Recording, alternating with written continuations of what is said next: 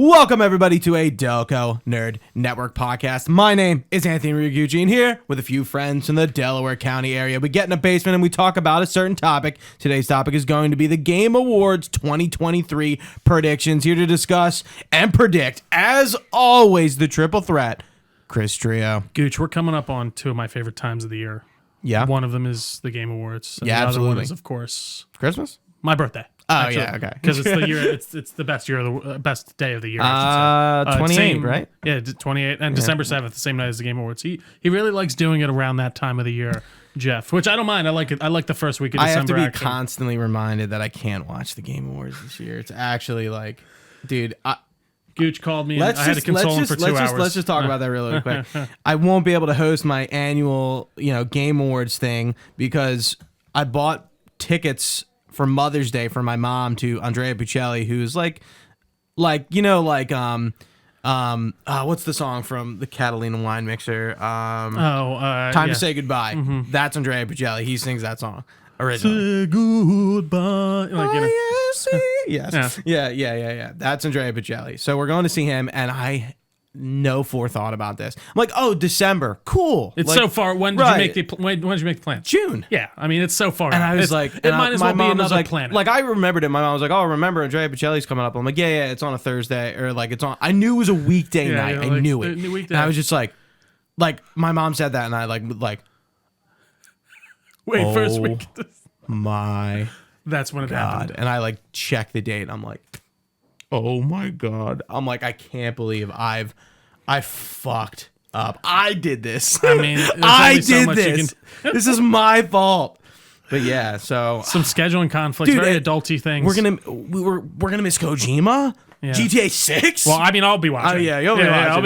You'll be like, it would have been better if Gooch was there. It would have been nice. It would have. It's always nice to have us over here every year. It's always a good time. Yeah, I know. Yeah, and I love hosting the Game Awards. I'm pissed. I'm just like, dude, you don't get it. It's probably I'm gonna like be there closest... being like, that meme with that kid with the big vein. Like that's gonna be me. And dude, like Kojima's on stage. You're just gonna try not to check your phone. And then I have to wait till the next day to watch it. Because it's like, and I mean, you're gonna know, like, long. Are you gonna go blackout on everything that comes out? How can I? That's what I mean. I'm like, there's no way. Yeah.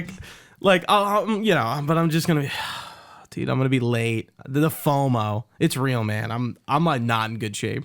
Devastated. I'm sorry to hear that. Devastated was the word I used. It's a tough time for us all. It really is. Thanks for your sympathy. So before we jump into our Game Award predictions, we like to, shoot the shit like we're already doing, but talk about what's been going on. And most of the games we're probably going to be talking about, we're going to talk about today. So we probably won't be doing that much game deep dive. Yeah. But Trio, do you have anything to add other than Spider-Man, Starfield, Alan Wake, Metal Gear Solid?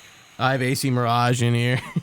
Yeah, geez. No, not really. I mean, I've been playing Alan Wake and enjoying it. Not too much to report on that. We'll, of course, go more meaty once we get to it. But yeah, we're going to talk about it. That game is pretty fucking great. And a lot of fun and very atmospheric so far. I've been really enjoying it.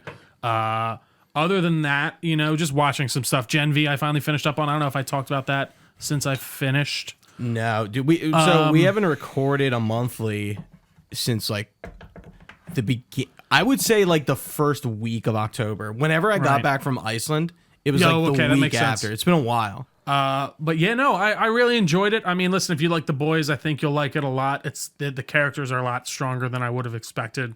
It definitely ties into The Boys pretty heavily, so I would say watch it if you're interested. You were saying to me it's like The Boys season 3.5? Exactly. Yeah, or 4.5, whichever the latest one is. I'll get to it. I would absolutely recommend checking it out. I'm sure it's not anything they couldn't catch you up on within the first 10 minutes of The Boys season 5, which they probably will. That's not how I roll, But that. I think it's worth checking out. There's just one thing that really kind of annoys me with it is how, like, general all their superpowers are. Like, one person can swap sexes is very... That's interesting. It is interesting. Actually, very cool. I like that character a lot. But they also have like super strength, but then also project like sonic walls. So I'm like, okay.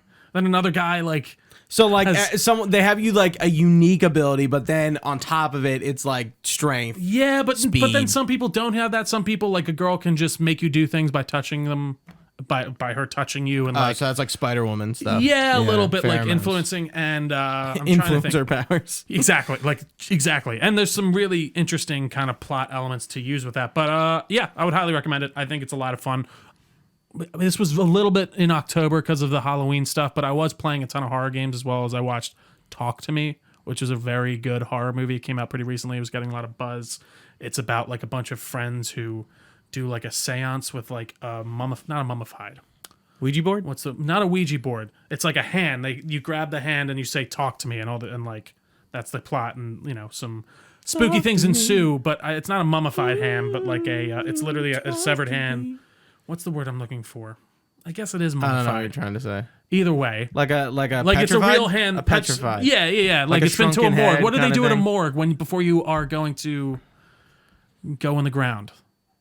They like get you ready. Yeah, I can't. There's a word for it. Anyways, it's very scary, very kind of wild. I thoroughly enjoy it, and if you like horror movies, I would say check it out. Other than that, I've been catching up on Invincible, which has been pretty cool so far. I'm only an episode in. They only release 2 episodes, right? Yes. Yeah. Man, that's been something I've been waiting on for a while, and I'm excited to dive back in. See, I might just wait. I might bulk them up. I would not begrudge you for doing that. I still think did it with Loki, Absolutely. No, and I think it really works with certain shows. But yeah, I think doing that show in a week was like benefited it. Oh, for sure. It definitely feels like more of a movie, for like more akin to watch it that way. But yeah, I really like Invincible. That's a comic book character I still know little to nothing about, and I'm kind of happy about that. Like if you're gonna go into the comic, just fucking do it. Yeah, and I'm not, and I've managed to avoid all like the spoiler talk about it. I really have. Yeah, I'm just next to no idea of what's happening. Omnipotent when it comes to Invincible. I'm just like, I know so much. It's just coming. If only into you my knew head. what I knew. Other than that, just been. I was diving back into Starfield a little bit, which I saw that. Has been actually a lot of fun. Catching up on some other things. Baldur's Gate, man, I'm just finding it hard to get on a rhythm with it.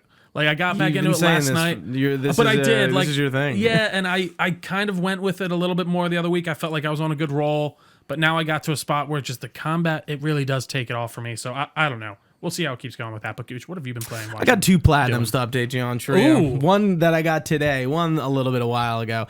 And a game that I might bring up today while we talk about the Game Awards predictions. I finally platinumed Octopath Traveler 2. It took me like 120 hours. Jeez. Big, meaty RPG. You know how it is with those games. Not as bad as the first one. I think when I platinumed the first one, I 100%ed it because I played on Xbox. Because weirdly enough, this is only on PS5. I know. That is weird. Yeah, it is weird. The first one is not on PlayStation either, which is even stranger. Yeah, like going through Octopath 1, there was so much you had to do, and the game, like one of my biggest complaints about Octopath 1, it's like, okay, like great, I'll go for all the chests, but like you give me no UI to tell me how many I have and where I don't have them.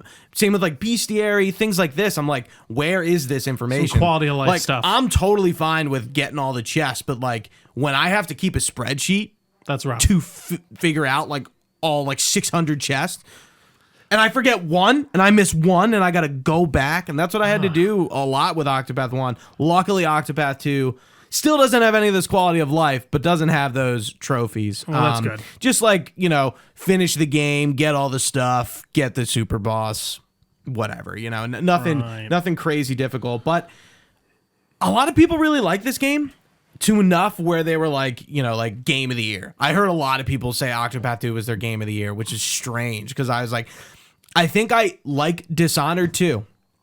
I think this game came out at a weird time for me where I just could not appreciate it. And it was something I literally played from when it came out in March to only in October. Remind me what kind of game it is? It's a JRPG. Okay. So it's like the 2D, 3D hybrid pixel style. Right. Okay. Yeah. Yeah. So on top of all the games that came out, this has just been looming in my like backlog, me like slowly chipping away at it. And I think it just like ruined the whole experience for me. That sucks. It kind of sucks this year because like even like we were talking about Spider-Man 2 today, another game I've been playing, and I'm like, I got to the Venom part. We all know Venom's in the game, so that gives you Venom was just introduced. Yeah. Yeah. And I'm just like, dude, how am I not finished this by now? Like, it feels longer than it is, but I'm playing Alan Wake 2. I was gonna say, I finished Mirage. I'm playing, Metal Gear Solid 3. I'm playing a little Halo Infinite. There's just like too much on my plate, so like just slowly getting rid of stuff, like fully, just like get out, like done. Like we're done. See ya. Yeah. Now I'm not putting more on. So I think Octopath 2 was just the victim of the first game that came out that followed me all year and did not benefit from every other game that came out. That makes sense. And then the other game I platinum, which you played, which we got to talk about, and I'm surprised it wasn't on your list, Trio. I'm sure. Devil in Me. We played it together. Oh, that's right. I forgot. Horror game again, night. It's been a while. Yeah. It's so funny. It was like how did you like Devil in Me? That was your first time partaking in the horror night. It was a lot of fun playing with everyone. I think it wasn't as bad as Man and Medan. I think it was a little unsatisfying in some realms because so many people died for us, and I think we lost probably everybody, which has never happened. We've had can I say? We're breaking rules here. Every year we've always had like a slightly like different ending. Like we've never kept everyone alive. And then a few like in Little Hope it was like a weird one, but like in House of Ashes we had like one guy survive. In Quarry, I think we did like 2 endings. We ended up like going back and doing like the very end like again really quick and like getting like a different ending.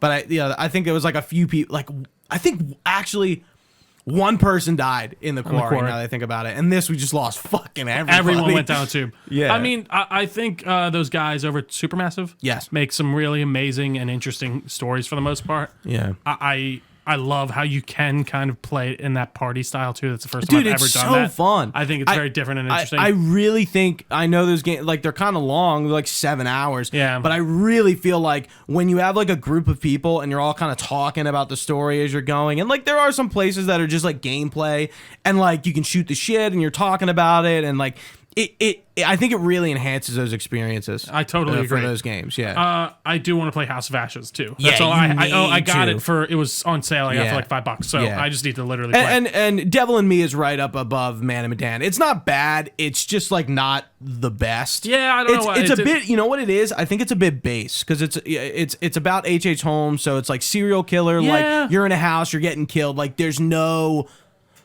big thing about it, whereas like the other games, like there's always something a little bit out of whack with it, like you find out like Medan was the hallucinogen, right, or whatever. And Little Hope is like the dude is like the whole thing's like imagined, like the dude has PTSD, and I'm like, whoa. Like not one point did they hint that, but House of Ashes, oh my god! I gotta give it. And you know what's funny? You can miss the big thing with that too. Really? Yeah. See, that's the thing. Like that, I love, but like a part of me hates. I think it's great that you can miss it and that they make that a possibility. But yeah, it did feel like we were missing something with our playthrough. Like we actually kind of didn't. It's just like we like put the clues together. Like we found out who the killer was, but like. We kind of just got the bad ending, but like the other ending where everyone does he talk at all? No, okay, he never does. All right, interesting. Yeah. So the character that got killed, my character Erin, she actually talks about like they're at this point where like I was a kid and like I didn't talk for like a while, like and he's like doing that. He's like in between 2 different people. Like he doesn't know who he is, so he's like not talking. So they were kind of like explaining like the psychological reason of why he's not talking. But yeah, pretty good. And Supermassive is learning with their trophy list. This one, 2 playthroughs only. The one we did, and then I had to save everybody, which is fine. I'm cool with playing the game again. And then I did like, I'll say like almost half another playthrough, and then I just had to go back and like clean up some collectibles, but like no time at all. Some of the like Little Hope took me like 6+ playthroughs. Jesus. Of just like, okay, like I like know this game by heart, and I'm just like letting the cutscenes go, and like I just need to get this one part to this one thing, and then I gotta like get to another place. It's like rough. Yeah, that sounds like hell. But Devil in Me was a much easier experience because they just didn't have like a bunch of ending trophies where it's like get this end, get like all 4 end like of the like different endings, like like have the girls survive, have the boys survive. That was like in Little Hope, and I'm like, that's so God damn weird. It. Yeah, like what why? The fuck? Yeah. But good time overall. But We've reviewed AC Mirage. We've been playing that. Spider-Man 2 we talked about. Yeah, I would have said RoboCop 2, but RoboCop. I saw you were playing a little Halo Infinite. I was actually going to say that last night. Yeah, you reminded me. I was just because I saw everyone posting about the Halo 3 maps that they added, that Halo 3 mode. Yeah, I didn't play that yet. It's nice to see it making a bit more of a resurgence. I'm having a great time. I mean, dude, it's fun. You know me. I'm very ebb and flow. I was going to message you to get on last night, but then I was done after 2 games. One of these times I will, Gooch, maybe. No, Trio never plays with me. No, I don't play with... Don't take it so... I don't play with anyone, to be honest. I'm not on multiplayer games that often. I don't know why I'll get the itch to hop into Halo every once in a while. Maybe you'll be lucky enough to get one from me tonight, Gooch, when I get home. Maybe. We'll see. But no, it's really fun. I gotta say, man, the gameplay was never the issue with Infinite. It was just a content drought. Yeah. And they seem to be capitalizing on that much more now. It's in a much better place. Much better state. And listen, I can use my fucking visors on every armor, and I can use my helmets on every armor. Yeah. Thank you. Yeah. Because that should have been how it is from the beginning. Yeah. It's like little things like that. The only thing I kind of want is I wish I can make some like preset customizations within my cores. Yeah. So I can have like different like loadouts. And you could for, just like, kind of click it and go. I agree. That would be nice. Yeah. Again, their armor system is just the thing from the beginning I wasn't the biggest fan of. Yeah, and we're going through MGS3 for our Re3. And yeah, I haven't played it much since our first Re3 recording, which I guess hasn't gone up yet. We record that live though, right? Yeah. So if you were lucky enough to catch it live, you've already seen it. But yeah it's gonna be fun. Yeah, we're recording that in like a week and a half, something around there. Yeah, like a week and a half. Better get to it. No, I know. I was yesterday. It's one of those things that slipped. I actually started playing again yesterday. It was like my. Yeah, I'm not that far myself. Actually, I lied. I'm a little bit. I'm like kind of far-ish. We'll see. It shouldn't take me much longer, but I gotta like focus on that and Spider-Man a little bit more because we're trying to review Spider-Man soon as well. And then the only other thing I have to say is Star Wars Clone Wars has been a little bit on hold. Just so many things going on. So I just like, you know what? I stopped right at the Mandalore stuff with Maul. Mm-hmm. So I feel like I'm kind of like, once I get back on, I'll be like, oh. Yeah, you'll be locked in for a bit. For sure. Yeah. That's a great story. That's a great arc. I'll be really locked in. Yeah, I'm really excited about that. And I think that's it. Hold on, just going back to our stream. Sorry, I had to bring it down for a sec. So yeah, I think we're doing the predictions thing exactly like we did last year. Thank you if you filled out a form. We appreciate it. It helps us kind of get a sect about what our audience is thinking, what the people are thinking. And then obviously we're going to talk to our picks as well. We did omit some awards. Let me read them off. And I know a lot of people are really pissed at me about one. It was my choice. I'll take the brunt of it. Hold on, let me get back to questions. They're yelling at you, Gooch? Yeah, a few people were like, "Where is this?" So we omitted. Where the fuck is it, Gooch? The reason we omitted this award is because we have nothing to say about it, or we didn't play the games. Games for Impact, best independent game, and mobile game were out this year. A lot of people were like ragging on the independent game. I'm like, I've never heard of any of these games. So I've never it's like what played even? any of these Yeah, I games. mean, we could just read out the and then just be like, this is what people thought. But I'm like, Yeah. it's not really interesting if we don't have anything to say, which is the point. And that's why, especially for the it was predictions, omitted. because when we do the actual show, we just run through each. We'll go through all of them. Yeah. But so omitted Games for Impact, best indie game, mobile game, debut indie, VR AR, content creator, fighting game, which was the only one I was like, trio, like, what are we doing here? Like, there's like 2 games on here we don't know. We both didn't play Street Fighter 6 and Mortal Kombat didn't even make it, right? No, it's on there. Oh, it is? Oh, I thought I missed it. Innovation and accessibility, best sim strategy, sports racing, esports game, athlete, team, coach, and event. So there was only like a few additions to this list. Like largely it was like the same games we omitted because it was like, we just don't. Who cares about esports? Yeah, sorry guys. You know, we don't. I don't like those esports awards. I just think it's the wrong place for them. I agree. Like this audience, I think that does the game awards. I'm like, these aren't your esports people. Like maybe event, I can totally understand. But like coach, who knows any esports coach unless you're in the esport? Like, it's a very specific one. Yeah, it's an incredibly specific award set. And content creator just seems out of touch, in my opinion. Well, like I don't know any of these people. Well, it's just we feel like I don't even know if am I out of touch? I was gonna say it's more just maybe we're just not in that realm of like we're not like I guess you watch you watch streamers more than me, of course. I really don't follow any like full on streamers or anything like that. So Just not my cup of tea. Do me a favor, buy some time. Buy some time. Well, Gooch. Yeah. Oh, thank you. Actually, you're giving me some room here to talk about my sadness over the last couple days with Suicide Squad kill the Justice League. I hate to break it to you, I'm already ready. God damn it. But you can go for it. No, it's okay. I just hated the fucking gameplay showcase, and I'm so incredibly unexcited for a game where I play as Captain Boomerang, and he uses his famous secret weapon. The shotgun. A shotgun. Does he actually have boomerangs? Yeah, but he uses them to like Speed Force run and like teleport. No. He has Speed Force gauntlets. He explains that in the trailer. Well, but he throws but he like loads a boomerang up with Speed Force something. That's pretty cool. And then it transports him. What? And then your King Shark just jumping around the city like Red Hood was fart jumping around everywhere. I don't know. Like it's just not at all what I wanted from a Rocksteady game, and I'm so sad to see it. I just saw coming over here that Jason Schreier like denied that they ever were working on a Superman game to begin with. Which that again, Rocksteady denied it? and well, he denied. He said this is not true at all, or something, like responding to someone. Which again, you can throw that at like. It does look like they made Metropolis for a Superman game and then just it pivoted. Maybe not. I really don't know. I'll have to take his word for it. But yeah, I don't know. Just playing as like Harley Quinn, King Shark, Captain Boomerang, and Deadshot. I don't know. You may get a trailer for that at the Game Awards. You may get like a launch trailer. No, I know. And the fact that they have to show us do a 4-part series of 20-minute deep dives shows me just how what's the word? Not confident they are with the they are with the product. And they delayed it for a year. They weren't showing us any UIs. They haven't talked about whatever the Battle Pass bullshit's going to be. It's always online. Fortnite Battle Pass. I am just beside I was actually like genuinely upset about it last night. I haven't been that sad. So you can be upset about that. I'll be upset about missing the Game Awards. Yes, that's fine. We'll both cry together. All right, so first up, we got Best Performance, awarded to an individual for voice acting, motion and or performance capture. Sorry, it's going to be a mouthful. There's a lot. Yeah, so we have Ben Starr for Final Fantasy 16. He plays Clive. Cameron Monaghan for Star Wars Jedi Survivor plays Cal Kestis. Idris Elba for Cyberpunk 2077 Phantom Liberty. He plays Solomon Reed. Yes. Melanie Libbard for Alan Wake 2. She plays Saga Anderson.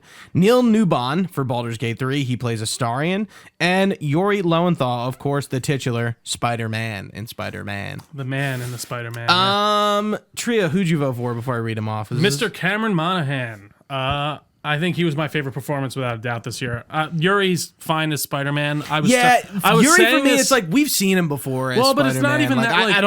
Like, and from where I'm at, I don't think he's doing like. Okay, I get he's like black suit Spider-Man. There's a little bit like evil in him there, but like I'm like he's been in so many roles where he's like done that already that it doesn't seem like he's flexing any sort of muscle he's never flexed before. No, definitely. And even like I don't know, it's not even necessarily down to that for me. It's just like I think his performance is good, but like we'll talk about it more when we get into the Spider-Man review. But it feels like it shines more through. It's just super like go lucky and chipper, and to a point where I'm like, okay, I get it. But that's not his fault. That's the game direction's idea. So I can't take that away from him. I think he's good. But yeah, Cameron, I think he's amazing in Fallen Order. I think he has some great moments, especially with Marin and Seer and all that. I think he does a fantastic job in that series, and I really enjoy him a lot.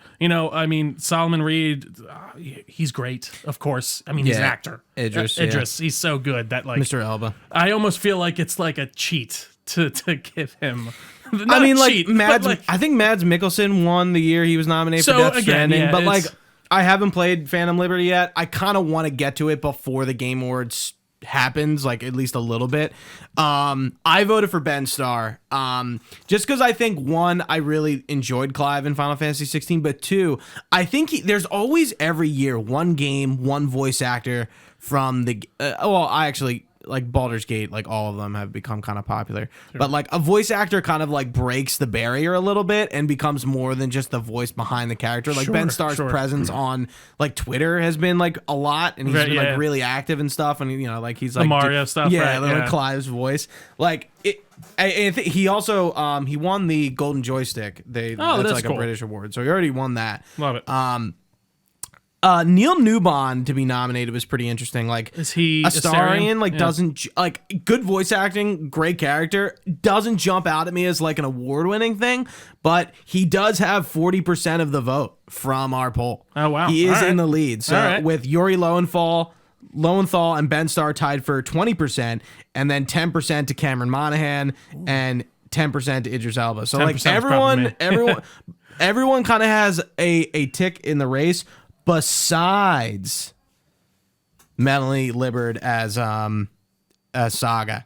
Here's my only critique about her. That British accent comes through a lot. Really? I actually didn't notice it at all yet. When she says her name, Saga, you can hear it. Saga. Yeah, I haven't noticed it, actually. Like, listen for it. I wouldn't have known she was British, so now I'm going to listen to it. Because you remember in like when we were playing Devil and Me, that one the main girl has an Irish accent and comes H.H. Holmes. Yeah. H.H. That was so bad. The one thing that... I think Saga's like kind of similar. I'm like, her British accent is really breaking through. I can really hear it. I'm surprised that I haven't noticed it as much. You know what I'm kind of annoyed at you for telling me? That Alan Wake's not actually voiced by the guy who plays him.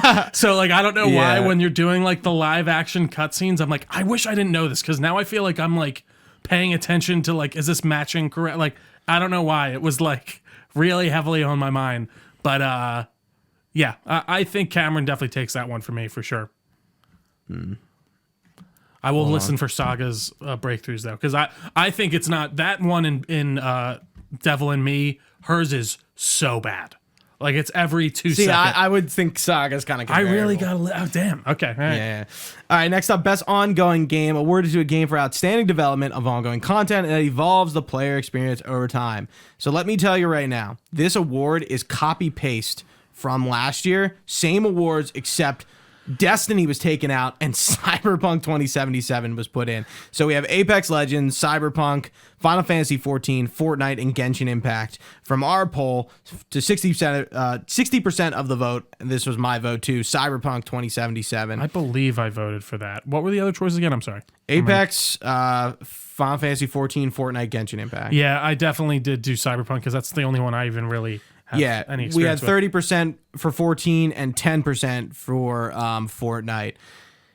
Yeah, like Fortnite's almost a given. This ongoing game and community support. I was talking to Jess Sharnagle, friend of the show, about this. I'm like, they're the same award. They're just worded differently, but like at the end of the day, like they're both like hand in hand with each other. Like if you read them, like ongoing game is for like the devs supporting it. Community support is for like the community being behind it. But I'm like, for one to happen, the other also has to happen. So for me, Cyberpunk kind of, breaking the barrier again this year with, Phantom Liberty and its updates. Like it kind of just makes sense to give it to it. Well, and it was a super consequential update. So it does make sense. And, they have kept putting in the time on that game. Came out with a rocky, to say the least, launch. So it's good to see. Best multiplayer for outstanding online multiplayer gameplay and design, including co-op, massively multiplayer experiences, irrespective of game, genre, or platform. We have Baldur's Gate 3, Diablo 4, Party Animals, Street Fighter 6, and Super Mario Bros. Wonder. 50% of our vote goes to Baldur's Gate 3 for best multiplayer. I voted Party Animals simply because I looked at these games and maybe besides Diablo got 10% in our thing. Party Animals got 20, and Street Fighter 6 also got 20. So nobody voted for Super Mario Wonder. Party Animals was like the only game that was like, that's a multiplayer game. Like everything else, is it's like inconsequential of it. Like it's not the driver. I was gonna say that with Baldur's. It's funny because Baldur's Gate, I think it can be a driver if you choose to play it that way. Right. So I guess that's why I'm okay with Baldur's Gate taking that too. But I take your point very much. And agree with it, like I have a feeling Baldur's Gate 3 is gonna win. I think so too. I think it's gonna sweep a lot of awards. Yeah. Baldur's Gate 3 is and rightfully so. I can't say it. Yeah. Best art direction for outstanding creative and or technical achievement in artistic design and animation. We have Alan Wake 2, Hi-Fi Rush, Lies of P, Super Mario Bros. Wonder, and The Legend of Zelda: Tears of the Kingdom. All right, so here's what I'm going to do for you, Gooch.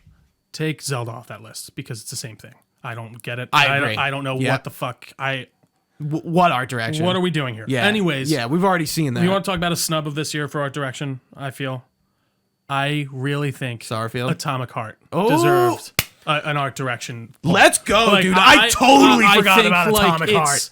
Whether you like that game or not, I guess from like the like narrative standpoint, that was like such the a Scorn, specific, right? Yeah. Like last year, Scorn was up for art direction. I'm like, it exemplifies and it. I was replaying it on New Game Plus a little bit because I was bored, and it's just such a specific and interesting design of just a society, and with the robots and all the different enemy types.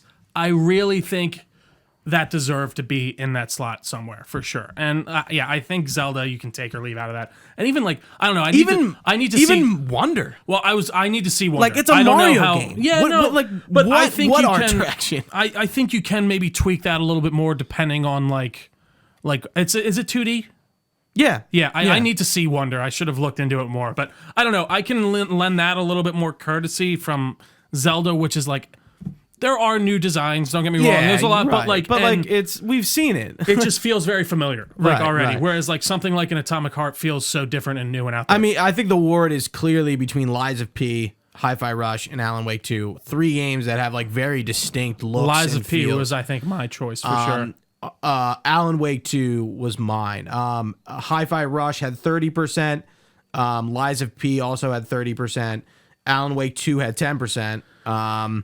Legend of Zelda had 20%, and then Mario Brothers had 10%. So everyone voted, pretty much everyone chose everything. Yeah. There wasn't a clear cut winner here. But yeah, I think it's clear like Alan Wake has like an artistic design, Hi-Fi 100%. Rush is an artistic design, and Lies of P, has an artistic design, like very unique to them. And that's why I think the award will definitely be between those 3, and whoever wins, I wouldn't really care. I wouldn't either. I would love to see Lies of P. I could see like it really coming down to Hi-Fi Rush or Lies of P. Yeah, I agree. I tried playing Hi-Fi Rush. I needed to go back to it again. Yeah, I just never really gave it a full shake because it's funny. It's kind of like Xbox's like game for the Game Awards. Yeah. Which is funny to think. And it came out at the beginning of the year, so you can't really blame recency bias a little bit there. It came out really early. Yeah, definitely. Next up, best score in music for outstanding music, inclusive of score, original song, and or licensed soundtrack. We have Petri Alenko for Alan Wake 2, Borislav Slavov for Baldur's Gate 3, Masayoshi Soken for Final Fantasy 16, Suichi Kobori for Hi-Fi Rush, and Nintendo Sound Team for Tears of the Kingdom. Leading our predictions, we have Legend of Zelda with 36.4, Alan Wake with 9.1, Baldur's Gate with 27.3, and tying up with Baldur's Gate is Final Fantasy 16, which was my vote because I think Final Fantasy 16's music is fucking incredible. Baldur's Gate 3 was a close one, but it stuck out to me a lot for sure. I really thought about it, and I'm like, I got to give it to FF16 because I think that was a really snubbed game this year. We'll talk about that more. Yeah, I think the one that's only stuck out to me among those choices is Baldur's Gate, I should say. So I would probably choose that one, but I don't have a huge pony in that race. Yeah, and I could see Hi-Fi Rush winning. Nobody voted for that. It's a music game. The whole game is based around the score and music. Yeah. So like, if it won, I wouldn't be mad. Was there original music made for that, or did they just take like certain songs? Was there? Okay, because I know they had like. Oh, there is third-party music in it. Yeah, that's what I thought. There's not right. Kings of Leon. Who is it? Either way, yeah, I'd be curious to see how that pulls out. Yeah, I mean, again, if Hi-Fi Rush won, it would just make sense. It would make sense. It's a game literally based around music and beats and sound. So, and speaking of sound, best audio design, recognizing the best in-game audio and sound design. Of course, Hi-Fi Rush has to be up for it. So obviously, it could take it home from what I just said. Alan Wake 2, Dead Space, Spider-Man 2, and Resident Evil 4. Pretty tied up.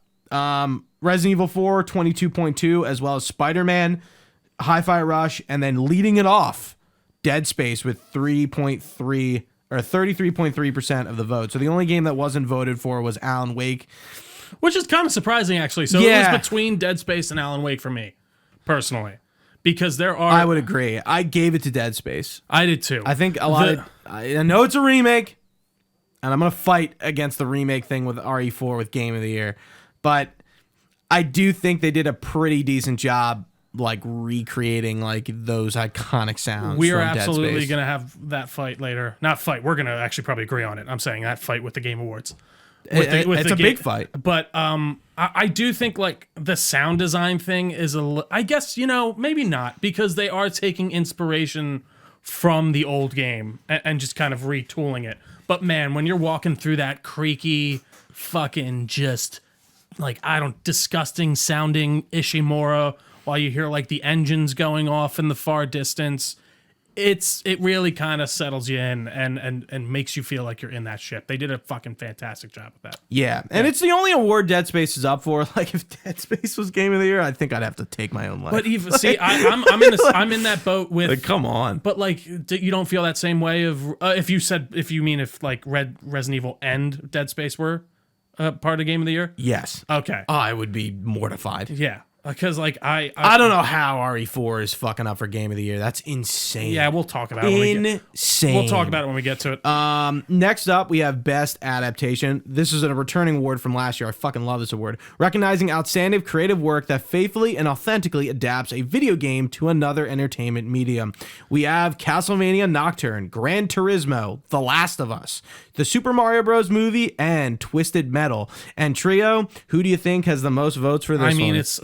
So you want to hear? I have two choices on this one. I think the award is only between two people, in my opinion. So despite Castlevania Nocturne being good, Castlevania is my favorite, personally. Okay. Of the year. Okay. What's gonna win? Obviously. Right? Can we say it at the same time? The Last of Us. Yeah. I mean, it's not even a thought. Yeah. Like I can't even imagine. So The Last of Us, obviously the game broke the zeitgeist at the time, but the show also did the exact same thing. So absolutely. It's kind of hard to see it not beating out the only other contender, in my opinion, the Super Mario movie. Yeah, absolutely. 100%. That is the real one. I just think The Last of Us has like the star power of the IP to just kind of, and like the narrative to just propel it a little bit forward. I'm willing to say it's a 80% chance The Last of Us. 20% chance the Mario. Wild. Movie. Neil Druckmann's gonna be like, "What the fuck, Jeff? what the hell, man? What did you do?" Yeah. So for our poll, 70% Last of Us, 30% Mario. That breaks up. Yeah, actually, I was like 80-20. Yeah, that's so funny. That's hilarious. I mean, I still want to watch Gran Turismo. Do you have any interest in watching Twisted Metal? So I started it on Peacock. Okay. It was a while back, and I know. I meant to. It was kind of I don't remember when it happened. I feel like it was at a crazy times. It was all a blur. But I didn't end up getting to finish it because I had Peacock for a month just to like.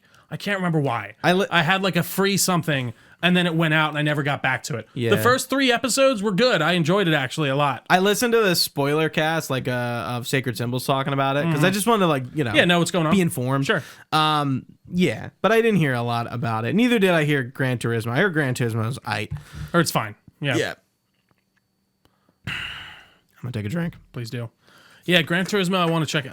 I felt like that changed titles about 5 times, like Rebel Moon is doing, like where it was like Gran Turismo, Turismo, true story, and then it was like a true story about a man who played video games and then became a race car driver. What is Turismo? Hell if I know. Alfred, Batman's butler. Let's go. Next up, we have Best Narrative for Outstanding Storytelling and Narrative Development in a Game. Of course, Alan Wake 2, Baldur's Gate 3, Cyberpunk 2077, Phantom Liberty, Final Fantasy 16, and Marvel's Spider-Man 2. I don't think Spider-Man 2 has a shake in this race, in my opinion. I agree. But Phantom Liberty also might... a lot of people are being really contentious that Phantom Liberty is being included as a game. It's not. It is a... That is true. That's a DLC. Expansion. Yeah, it's an expansion. Yeah. I didn't... Wait, so this is for which... I'm sorry, I'm having like... Which award did we just read off? Narrative. Yeah, that is an interesting thing. So clearly, the expansion and the DLC is big enough that to the point where people are including it when they're voting for this.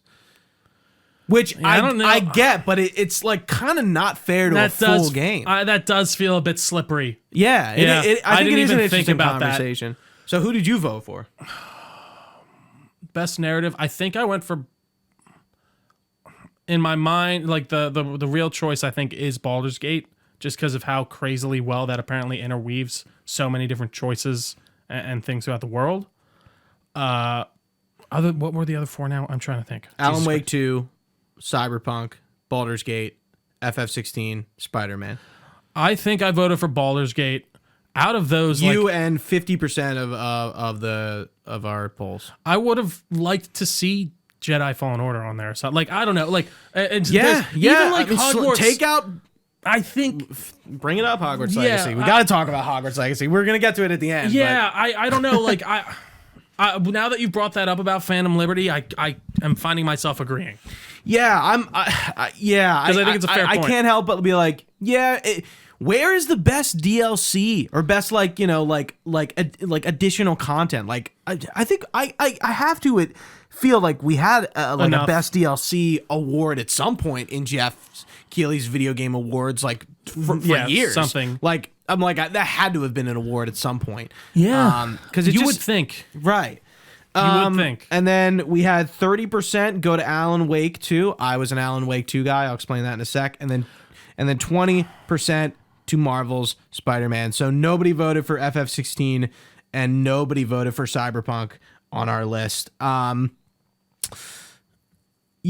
Spider-Man 2, the first one's better. I think that should be as much information as you need. Are you saying story-wise or just in general? I'm saying I think both. Okay. I haven't beaten it yet. Sure. And I really like Final Fantasy 16, so I'm glad it's here.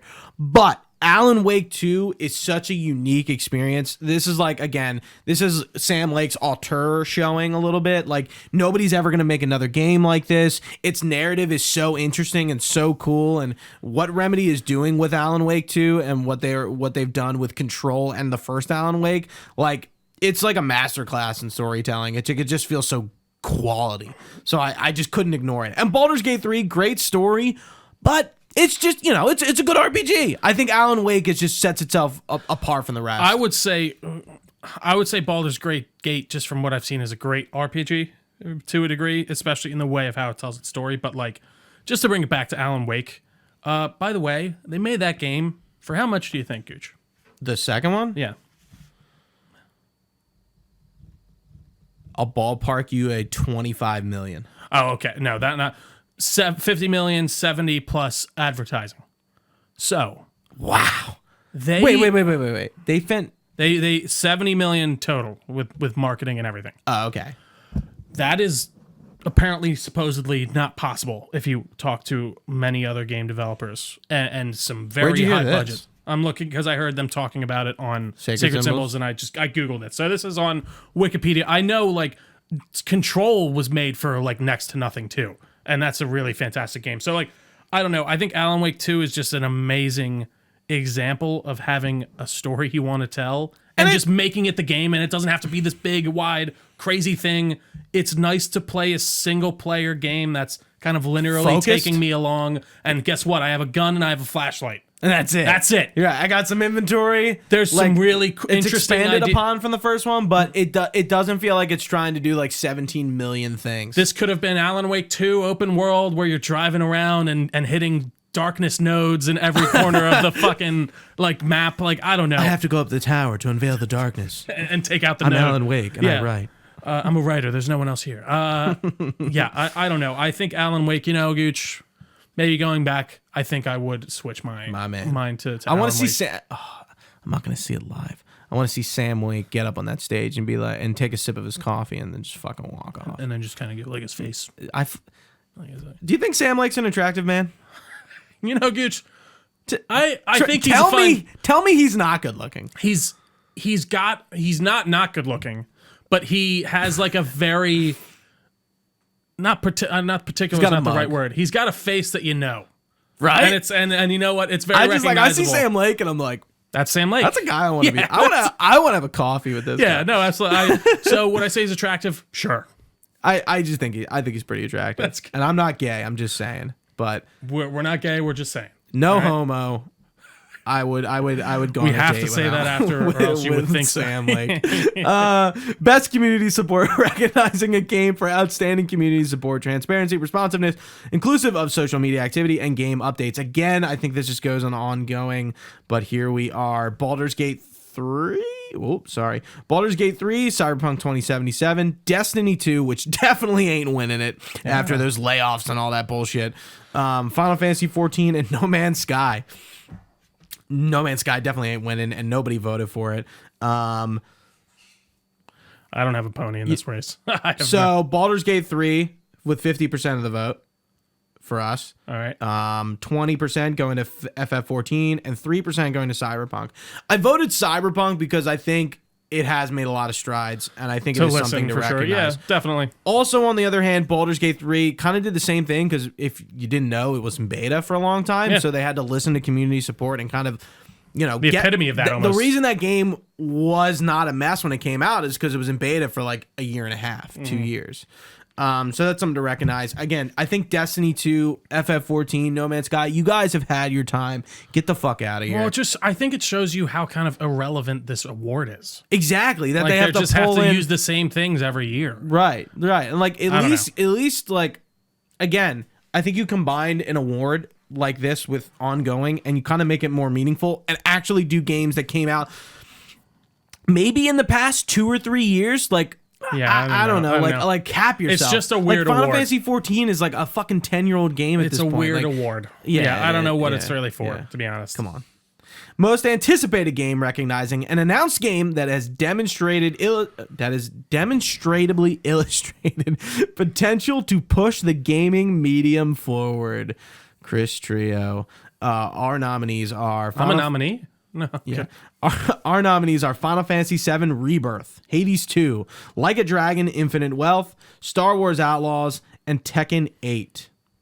Our voters chose, for 33% of the vote, Final Fantasy VII Rebirth, for 44.4% of the vote, Hades 2, 22.2% to Star Wars Outlaws. And Hades, I assume interesting. That was your vote. That's the only one I even sort of care about on that list. Yeah. Hades is a game I never played, so I kind of don't care about it. I remember when it was up for it like 2 years ago. It was like that was like the constant like, yeah, it's good, but we haven't played it kind of thing. Final Fantasy VII Rebirth is like it's coming out in January. That's part 2 of the remake or whatever, right? Right. Okay, yeah. So it's like almost here. Do I think it's going to propel the medium forward? Maybe. Do I think any of these games are going to do that? Especially GTA 6 should have been on here. No, it just doesn't have a date. Yeah, exactly. It's like it has to have like a date. Yeah, that makes sense. And it has to be like near. I don't even know how Star Wars Outlaws is here. I feel like that's not coming out next year, even though it probably got a date of next year. I just don't feel like it. Tekken 8 just feels like a weird pick. Yeah, I feel like not recency bias, but coming up soon bias has like a big part to play here. Absolutely. I mean, yeah. And I find just personal taste. I find it interesting that Like a Dragon's on here, which is like the Yakuza game that spun off. I started playing the one that they put on Game Pass last night just because I'm like this looks weird and goofy, and I don't know what's It was actually called Yakuza Like a Dragon. And it's fun. I don't know if the new one that just newest came out? one, the man who whatever fear, like what is it called? The man who something his name. Yeah, that one. Where's Daily D's from the Discord? Yeah, like, I know, right? Fucking hate on us. You're like, guys, come on, let's go and fucking play.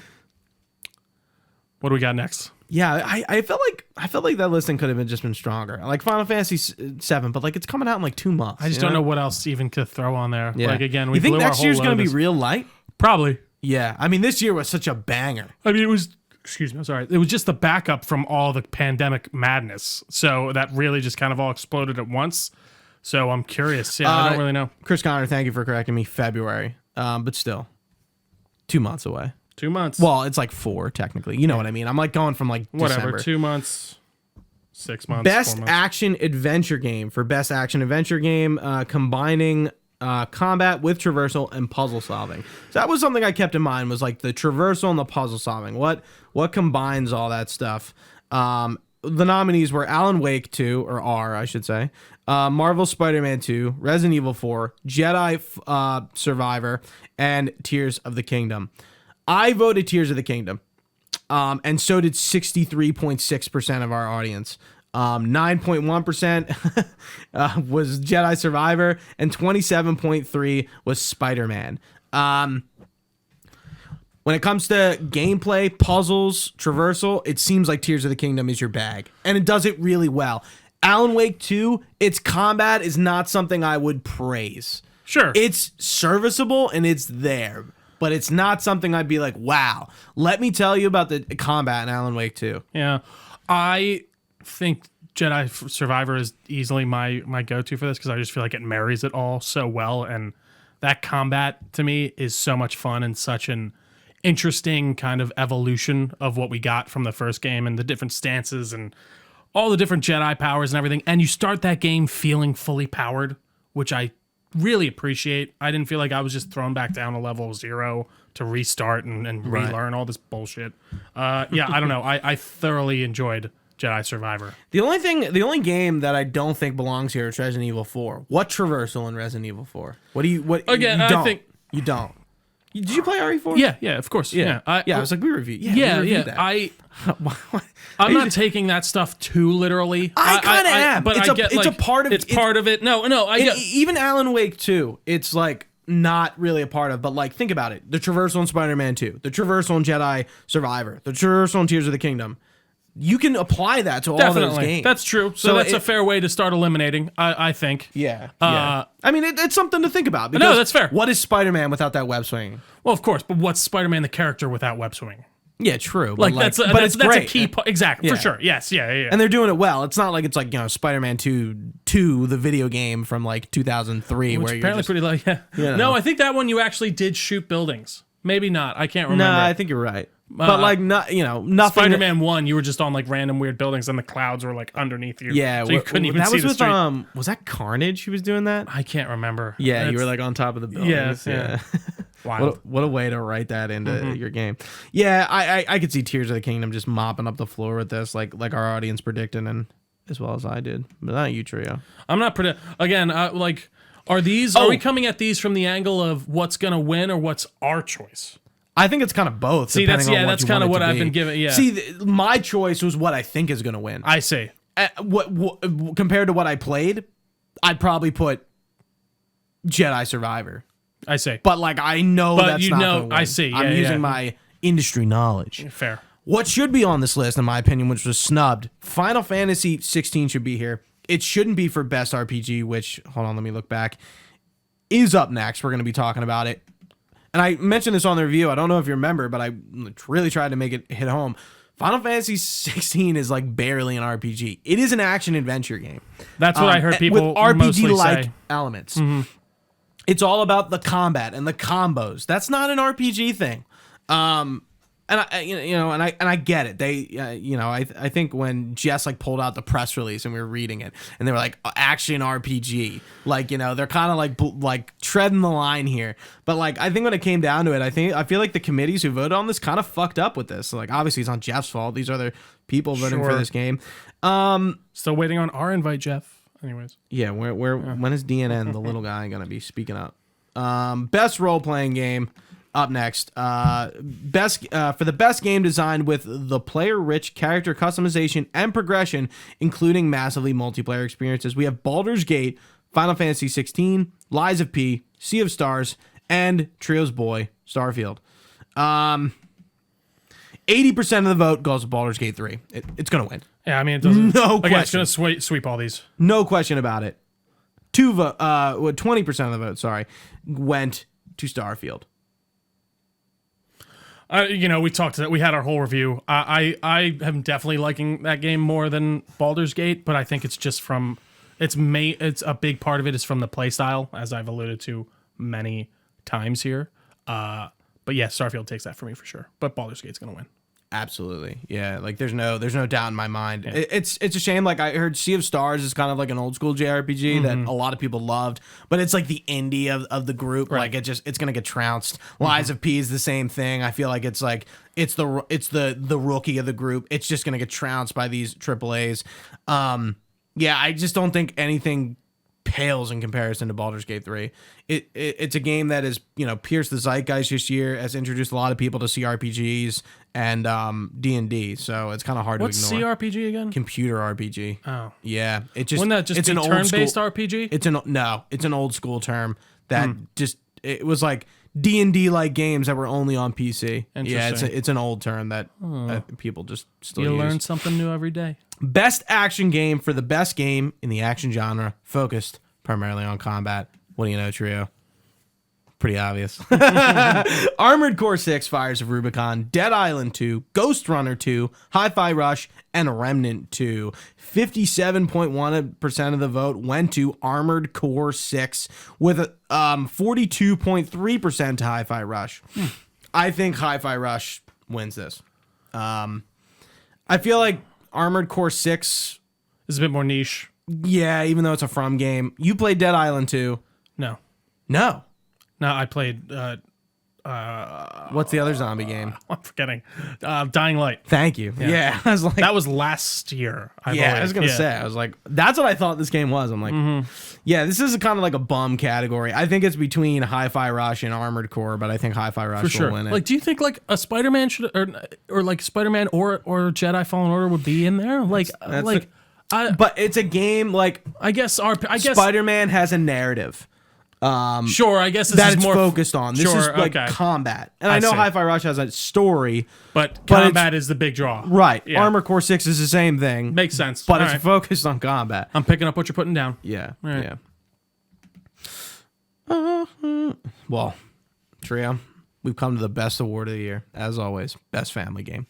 You mean the Nintendo award? Yeah, for the best game appropriate for family play, irrespective of platform or genre. We have Disney Illusion Island, Party Animals, Pikmin 4, Sonic Superstars, and Super Mario Bros. Wonder. 70% of the vote going to Wonder, and then everything else besides, I don't know who the fuck, I don't even know what Disney Illusion Island is, got 10%. Yeah. Yeah, I think Wonder's going to take it. Easily. It's between that and Pikmin. Yeah, I completely agree. Again, I still would love award. to see more of Wonder. I haven't had the chance. Maybe I'll buy it and it'll be my second game of the year on Santa Switch. Will put it in your Yeah, stocking. maybe. Who knows? We'll see. Yeah. That'd be like a nice Christmas game. I don't know. Yeah, that would be actually. Yeah. It's always a funny award. Always a funny one. A funny one indeed. We're down to our last two awards. Best Game Direction, awarded for outstanding creative vision and innovation in game direction and design. We have Alan Wake 2, Baldur's Gate 3, Marvel Spider-Man 2, Super Mario Bros. Wonder, and The Legend of Zelda, Tears of the Kingdom. Trio, who'd you vote for? I voted for Alan Wake, if I'm not mistaken, because I just think from the get-go, that game's so well thought out for all the reasons I feel like I've probably already laid out for you. I'm actually going to go see who I voted for. Keep talking. It's atmospheric. It's engrossing. The story is pretty wild and out there. Something you have to definitely pay attention to. It feels like it's a game made with purpose. And I do think it introduced Remedy, I should say, to that auteur status, as you alluded to earlier, Gooch. It's a Kojima-like studio now, I think, because of this in a lot of ways. And, you know, before I feel like it really was, even with Control, it's such an interesting and different game. I can't help but think they deserve it the most. Of course, Baldur's Gate's amazing, and I think your game direction from the beginning on that has to be pretty, you know, tight and locked in.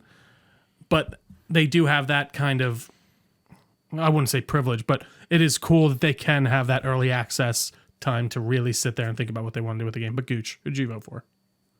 Alan Wake 2. Yeah, I would agree.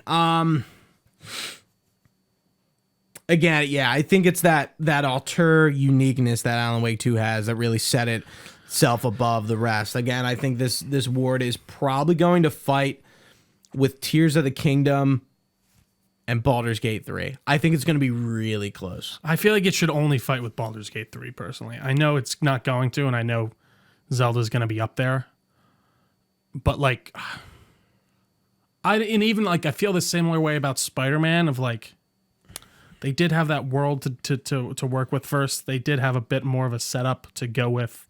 And not to say Alan Wake didn't, but like that had like a 10-year My issue gap. with Spider-Man is its game direction was already set up from the sequel. Sure. It's already there from the sure. first one. Like, it's already there. So, like, for me, it's like, it's not really, like, unique, per se. Yeah. Like, I'm sorry, I do think, like a Starfield should be up there or something like that. They're, like, a lot of these games are sequels, but, like, comparing Alan Wake 1 to Alan Wake 2 is just, like, it's insane. Such a large gap. It's such a large gap. I mean, like, but it shows you, like, but it still feels the same in weird ways. It does. Like, what I mean? It's like, it is still Alan Wake. Yeah. Like, through and through. And I think that's what makes it stand out is it's not a sequel that, like, I feel like looking at Baldur's Gate 2, which a game I don't even know anything about, but to Baldur's Gate 3, they are probably, like, not even in the same ballpark of type of game. I mean, I know they're both D&D based, but, like, Alan Wake 2 and Alan Wake 1 are still very much Alan Wake. Like, they haven't lost that sauce. But they also really kind of committed to the horror aspect of it as well, which I adore. Yeah, which is something they didn't do with the first one. No, it's definitely more action-oriented. Yeah, and Spider-Man is still Spider-Man. Like, sure. Tears of the Kingdom is still Breath of the Wild. Like, that DNA that was not that long ago is still there. Absolutely.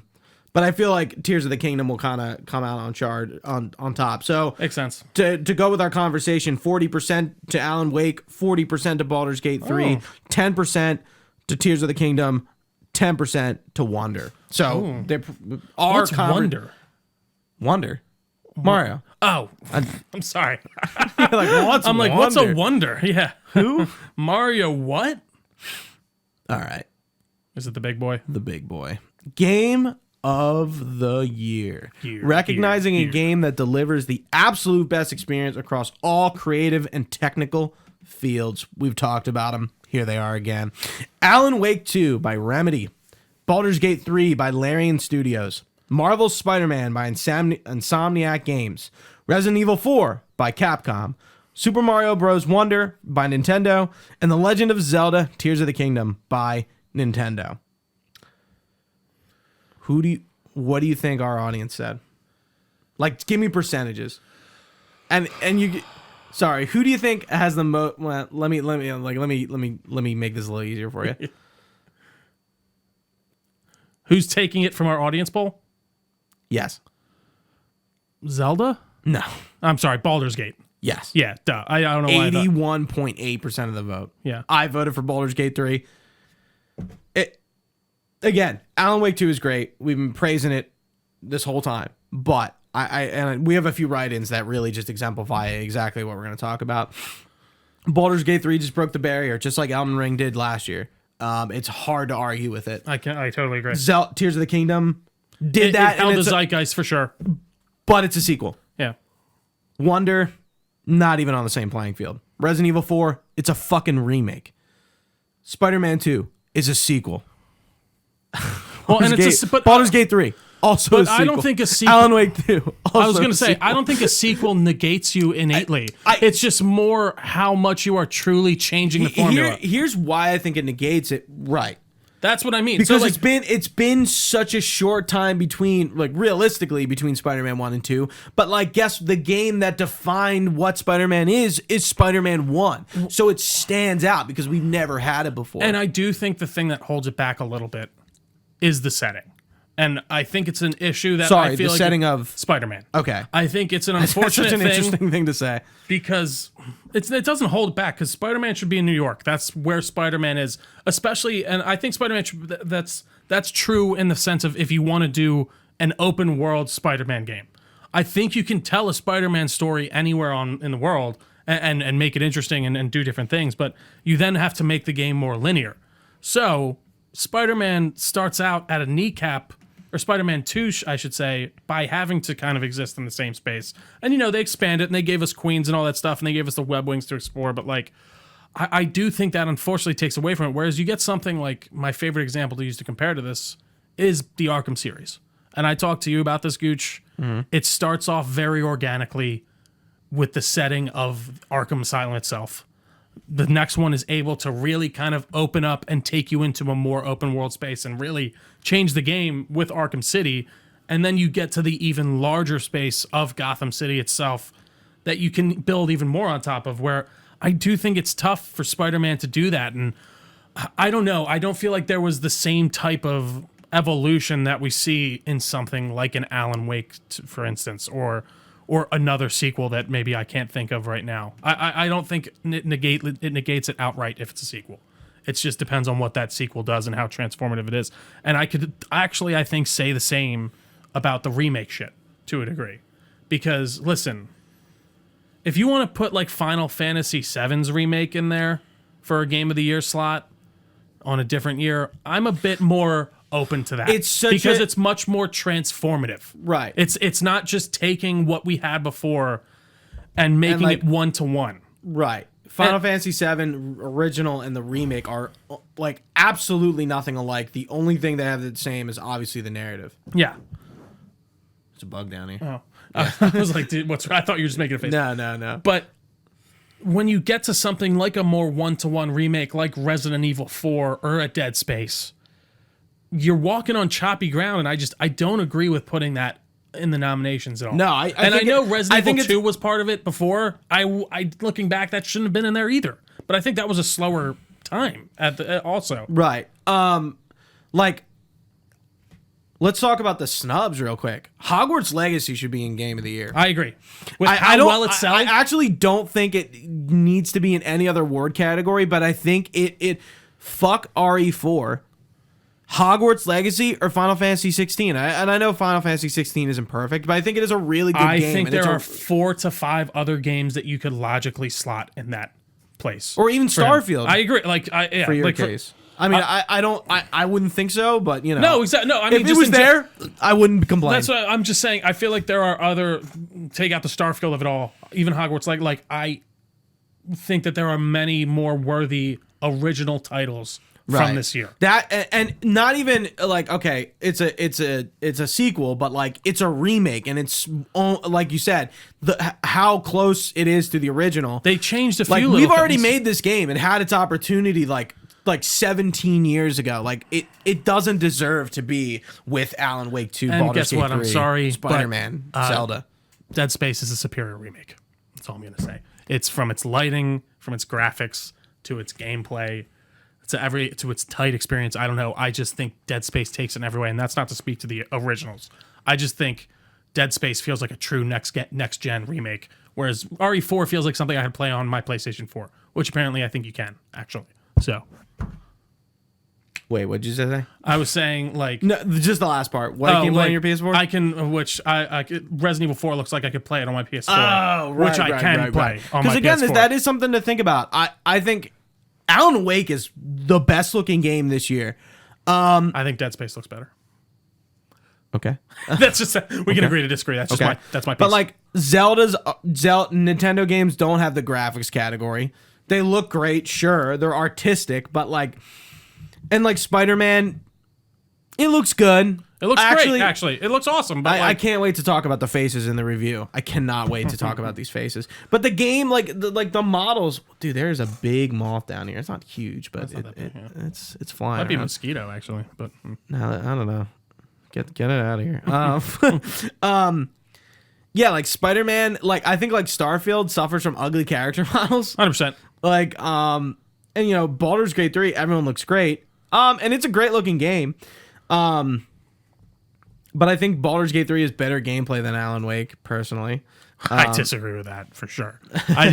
And that's again coming down to just how I like it's to just deeper naturally. Yeah. But like again, I think Alan Wake I do like more, for sure. Nobody is critiquing Alan Wake 2 because of its gameplay.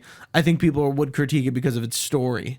Over it. Maybe. Like I think people, when you play Alan Wake, like you kind of understand like what the game is supposed to be gameplay, and you're probably not critiquing it as to what it's not. You're kind of focusing on what it is. I could see people saying this is simple and kind of boring, to be honest, with the Alan Wake stuff. Which is kind of what we said with the remaster when we were talking about it. It's like the gameplay is like you flashlight, you shoot, that's it. They kind of give you a little bit more grenades. in this one, but yeah, again, it's nothing out there and insane. Definitely inspired by Resident Evil 4 and stuff like that. Absolutely. But yeah, I don't know. It just doesn't feel like Hey, and Penza was saying this in our Discord, and I don't doubt at all, and I definitely heard it too, that, like, everyone was talking about Resident Evil 4. And I think that's fine and fair, and I think it's a fucking fantastically fun and amazing looking game. But I just think on principle, you can't take these one. I think there is a pretty clear line to draw between a remake that is RE4 and Final Fantasy 7. But that's just my 2 cents, Gooch. All right, so let's move on. And in the spirit of the game of the year, we had a lot of write-ins for, we had one of our responses, which, why should X game win X award? Most of people wrote in for game of the year, and sorry we can't get to them all. Some of them are a little lengthy too, which is fine. No, it's all right. When you do it, if you can keep them pithy, that's always helpful. Yeah. It helps me be able to pick. But I think Surf the Void writes in with a great response for why Baldur's Gate 3 is RPG and Game of the Year in quite possibly the best year in gaming ever. Baldur's Gate 3 is a miraculous achievement that truly embodies the meaning of RPG and Game of the Year. While not the bestseller at having the most mainstream appeal, the small team at Larian delivered a truly special benchmark title that will be referenced for years to come. Nothing's even come close, in my opinion. Surf the Void, that's like perfectly sums it up. I agree. And like I think the only buzz term you missed in there was zeitgeist. I agree. Like I think Baldur's Gate 3 really is exactly what you said. In the best year in gaming, it stands atop. It is the top. Yeah. It's crazy. It's crazy to think about. Let's see. This might be a little difficult. I did not prep this as much as I should. It's all right. With like people to things. So do me a favor. Should I read? It's funny because everyone wrote in about Baldur's Gate 3. So maybe we should just do a couple Baldur's Gate and then see if we can move on to something else. And they're long. I love you guys, but I know Jess Jarnago wrote in about the music. Soken should win best score, and she mentioned this on our review. Just listen to that song when you fight Titan. Can't beat it. I mean, like the boss battle songs in that game are epic. I wish I prepped these ones a little bit more because it's kind of confusing. I'm sorry, because then you got to skim as you're gonna read them, and then it's like well, the thing is, I'm gonna read like the next ones are a little bit easier because they're shorter. But I just want to put names to what people wrote in. But I might not be able to do that. I'll try to do it.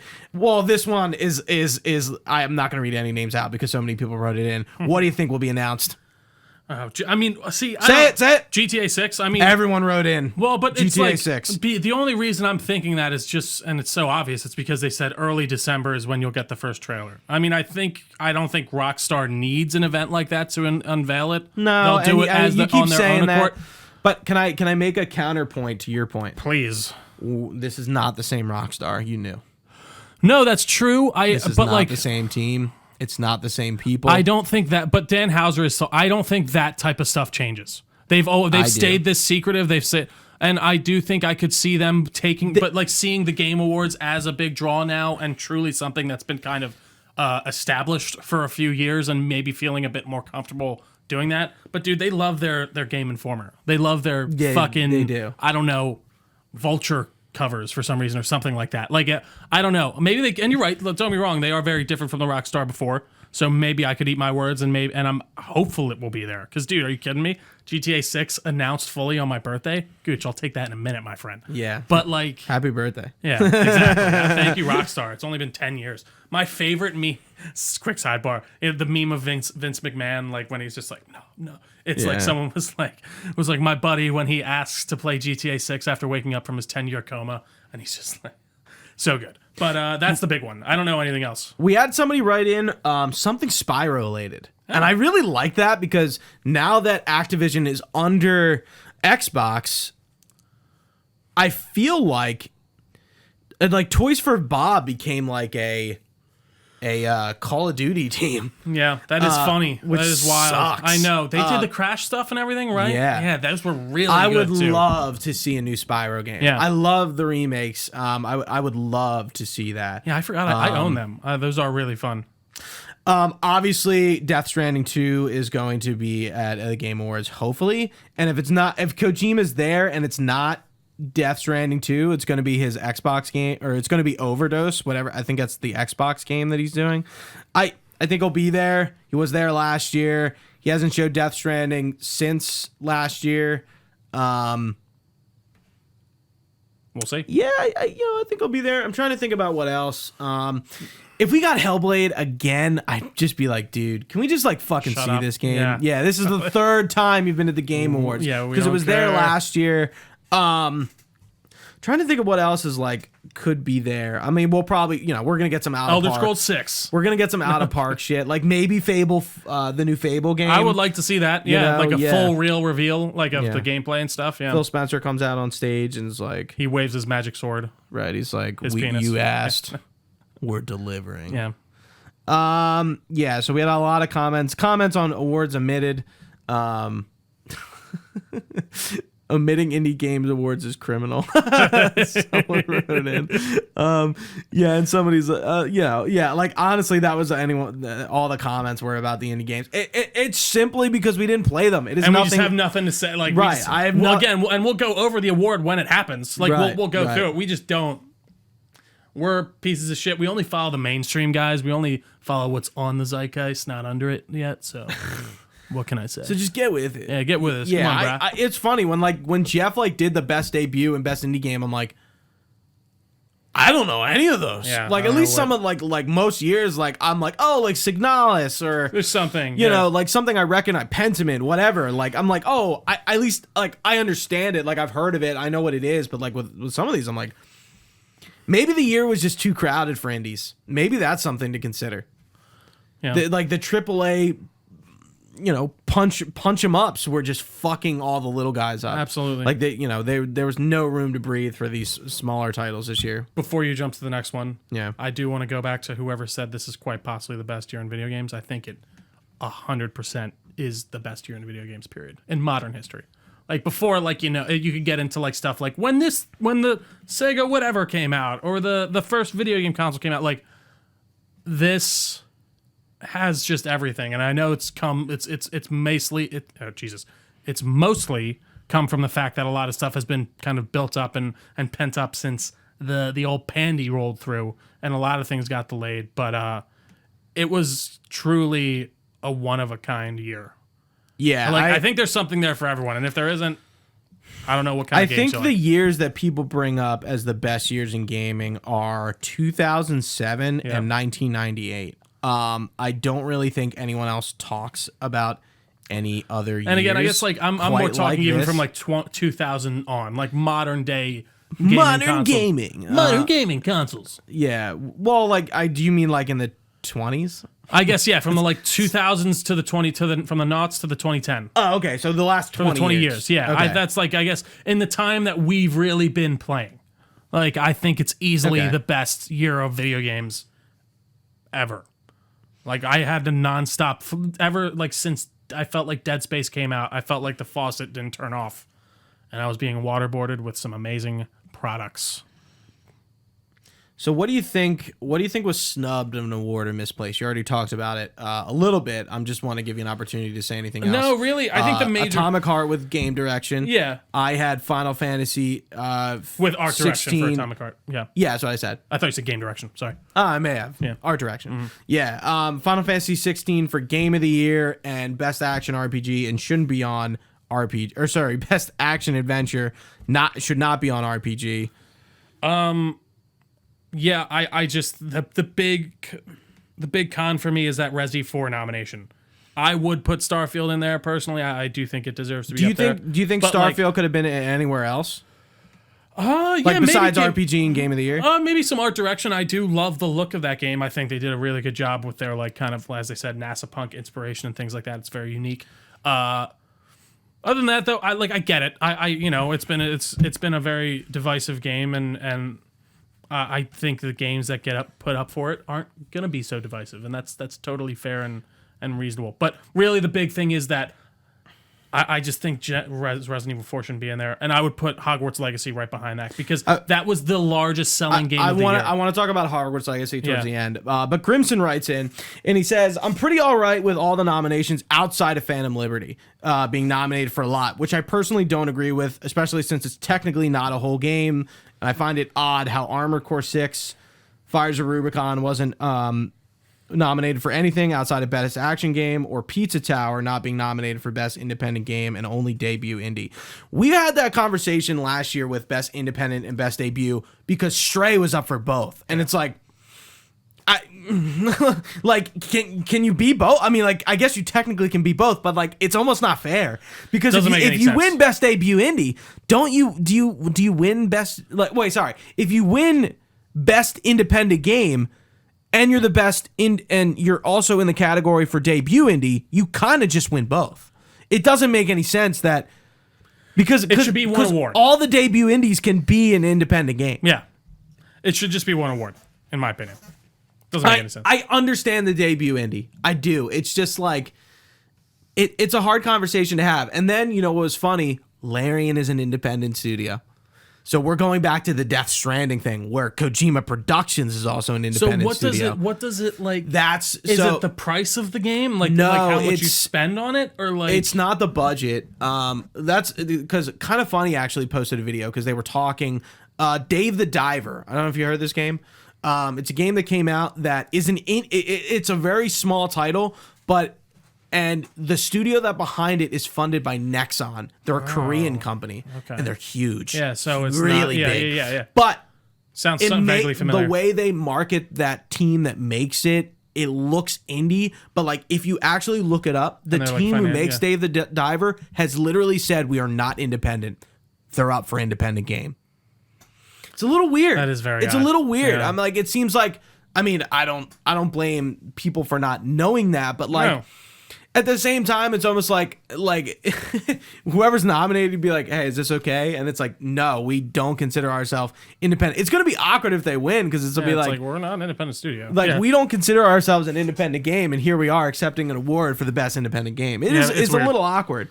But yeah, the Phantom Liberty, I think a lot of... It's an incredibly fair point. If Phantom Liberty wins awards, people are going to be like, why was it even nominated? Yeah. And I think... everything else is kind of like irrelevant because if it doesn't win, people won't be talking about it because it didn't win. Yeah, it didn't win.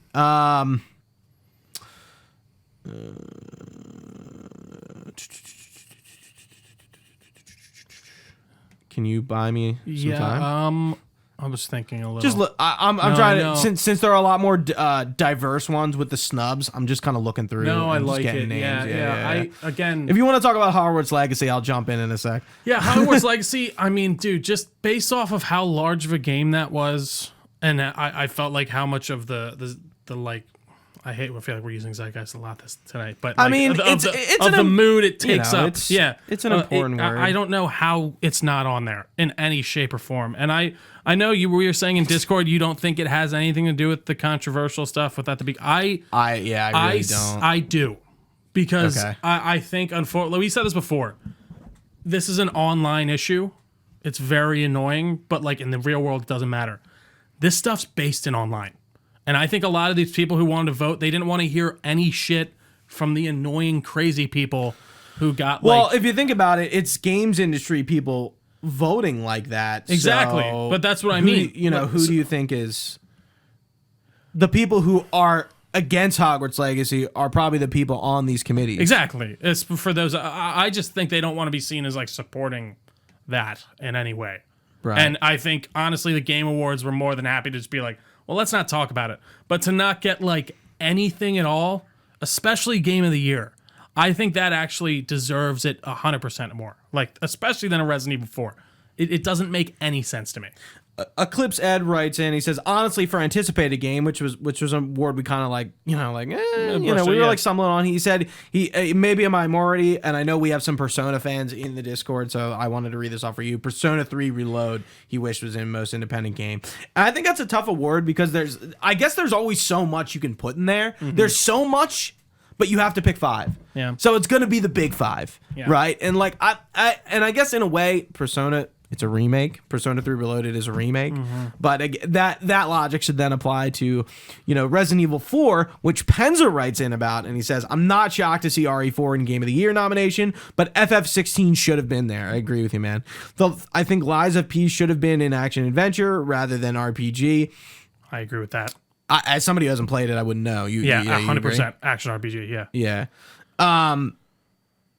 Last Piece should have been in the RPG category, and I would have liked to seen some love for Lords of the Fallen in action venture or even game design. Their use of seamless umbral world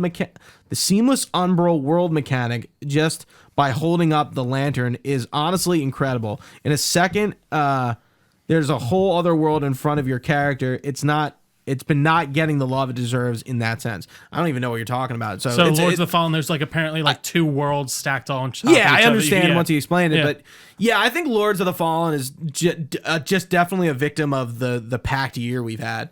Easily. Like, it's there's hard. There's a few that have just been drowned out. Unfortunately. Yeah. But talking to Hogwarts Legacy while I look for maybe one more or two. Yeah, I just don't think. I think people just forgot about it. I truly don't think it's the controversy thing. But like you said, it's hard to ignore best-selling game of the year. It's hard to ignore the Harry Potter that IP. reviewed great. Right, like and that reviewed really well, and Yeah. everyone really enjoyed. And everyone, and your mom, and your grandmom, and your friend that you went to high school with, you don't talk to you anymore, and that weird girl from middle school who only posts on Facebook. I'm just using an example. I'm not specifically. I'm just like throwing out some random stereotypes. Like everyone played Hogwarts Legacy. It was such a cultural moment. I wouldn't say zeitgeist breaking, but I think everyone was playing that game. And while I don't think it's like, again, like something that should be in action, like nominated for anything else. The clear, I think you could throw that in action RPG. The clear it's action adventure. Presence it had alone garners the Game of the Year award. It's the best-selling game of the year. Right. Like how do we just, again, I think that's where the committee bias. Like, I'm sorry, that's what does. I get it. You have some recency bias for sure. But that's where that like fake controversy. If it came out in the summer, I'm curious what that timeline would look like if it would have been concerned, because I would be curious too. A lot of people are accusing Alan Wake of recency bias. Same with Wonder. I said that about Wonder.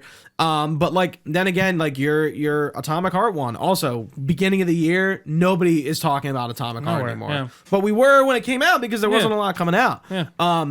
And like even Scorn last year with the better art direction category, it came out just a month or two before the Game Awards. Right, yeah. I think it may have had some recency bias there. Well, for sure. But again, I think Scorn's more like that game. We said it back in the thing. It's all art direction. That's what the game is. So I think that like that really kind of deserved that in the way. But yeah, it just does feel super weird to me and a bit out of touch, to be quite frank. I don't, and my name's Chris, but I don't get it. I really don't understand the complete, that it doesn't exist anywhere at all. That really kind of blows my mind, to be honest. But anywho, any other interesting write-ins on there? I'm looking through. Yeah, I should have prepared. I prepared this better last year because I picked the ones I wanted to talk about before the thing, and I just totally blanked on doing that. I'm just making sure there's nothing like really meaty or juicy or that we haven't covered. We love meaty, juicy things here. Yeah, I'm almost done. God, I don't know. I think it's going to be an interesting award show. But again, if Baldur's Gate 3 sweeps everything, like who's going to be surprised? Not me. That's who. Like what a shitty year to be like a smaller game. Yeah. But what a great year to be one of the greats, right? It's like in 2007, that was the year Halo 3 came out. Like indie games did not exist. Right. So like it's hard to like look back and be like, whoa, what was it like for indies in 2007? Well, there were no indies in 2007. So how would we No, there were no indies in 1998. When so was like the summer of arcade a thing? Like when did that start becoming like probably like right around then, 2007, 2008, like, Like what was it? What's the one where they're all different colored knights? Castle Crashers. Castle Crashers. Yeah, like I felt like that's your Braid, your Castle Crashers. Again, just looking through to make sure I don't have anything.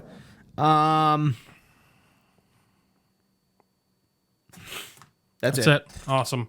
That's it. Here, you can leave it open, actually, if you could. I'm going to turn it off before I leave. I want to be, like, dramatic. Oh, yeah. It's okay. Sorry. I won't break it. I apologize. I won't break your spirit. Thank you. Yeah, last year, I think it was clear that it was going to be a real toss-up. Like, anyone could win anything. Was Elden Ring last year? Because I felt like that was definitely... I felt like I remember being like, that's going to take it. But, like for Game of the Year. But, like, I think every other award, like, it wasn't that stacked of a year, and it's like, it could go to God of War. It could go to Elden Ring. It could go to, a lot of spread. There was much more spread. With this, like, the games just, like, even between the good and the bad, we're definitively, like, RE4 ain't winning it. No. Right? And then we look at, like... Do you think it... See, I don't think it should win it, but, like, it ain't winning it. Well, I'm talking about Game of the Year, but I kind of mean all around, where it's like, we talked about action adventure, and it's like, yeah, it's between three, but, like, Baldur's Gate being in there, it might just... like, think about the people voting and stuff, and, like, not even just, the audience is a 10% difference, but, like... Hey man, it could all just go to Baldur's Gate 3 easily. I could easily see that happening. But again, it's a great year. If Baldur's Gate 3 wasn't there, I think it would have been a little more between everyone else. More of a toss up. It's not always that one game, but there is that one game this year. And last year it was it was the same thing, but it just was a worse year in gaming and there was less. So it almost doesn't matter that there was less. Elden Ring was there to be like, take the spot. I'll take it. Right. Yeah. And Elden Ring didn't. If I recall, it didn't necessarily sweep.